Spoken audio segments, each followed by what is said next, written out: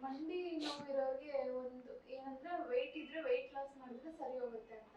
Weight ಇರೋರು weight loss ಮಾಡಿದ್ರೆ ಸರಿ ಹೋಗುತ್ತಾ ಮಂಡಿ ನೋವು? ಅನ್ಫಾರ್ಚುನೇಟ್ಲಿ ಇಲ್ಲ. ಯಾಕಂದರೆ ಆರ್ಥರೈಟಿಸ್ನೇ ಬೇರೆ, ತೂಕ ಇರೋರಿಗೆ ಆರ್ಥರೈಟಿಸ್ ಆಗುತ್ತೆ ಜಾಸ್ತಿ. ಅಂದರೆ ಒಂದು 25 ಬಲವಾದ ಕಾರಣಗಳಿವೆ ಆರ್ಥರೈಟಿಸ್ ಆಗೋಕ್ಕೆ, ಮಂಡಿ ಸಾಗೋಕ್ಕೆ. ಅದರಲ್ಲಿ ಒಂದು ಕಾರಣ ಎಕ್ಸೆಸಿವ್ ಓವರ್ ವೇಟ್ ಇದ್ದಾಗ ಆಗುತ್ತೆ. ಬಟ್ ಆ ವೇಟ್ ರಿಡ್ಯೂಸ್ ಮಾಡಿದ ತಕ್ಷಣ ನಿಮ್ಮ ಕಾರ್ಟ್ಲೇಜ್ ಕ್ವಾಲಿಟಿ ಇಂಪ್ರೂವ್ ಆಗುತ್ತೆ ಇಲ್ಲ.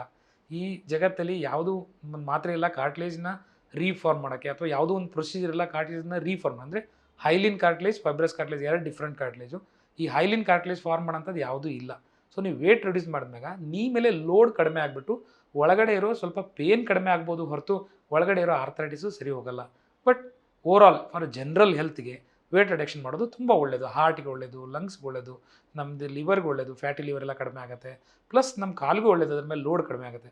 ಬಟ್ ಬೈ ಆ್ಯಂಡ್ ಲಾರ್ಜ್ ನೀವು ಒಂದು ಇಕ್ವೇಷನ್ ಮಾಡಿದಾಗ ವೇಟ್ ರಿಡ್ಯೂಸ್ ಮಾಡಿಬಿಟ್ರೆ ನಾನು ಆರ್ಥರೈಟಿಸ್ ರಿವರ್ಸ್ ಆಗುತ್ತೆ, ಅದು ಸುಳ್ಳು. ಅದ್ರ ಮೇಲೆ ಲೋಡ್ ಕಡಿಮೆ ಆಗಿ ಸ್ವಲ್ಪ ಪೇನ್ ಕಡಿಮೆ ಆಗುತ್ತೆ.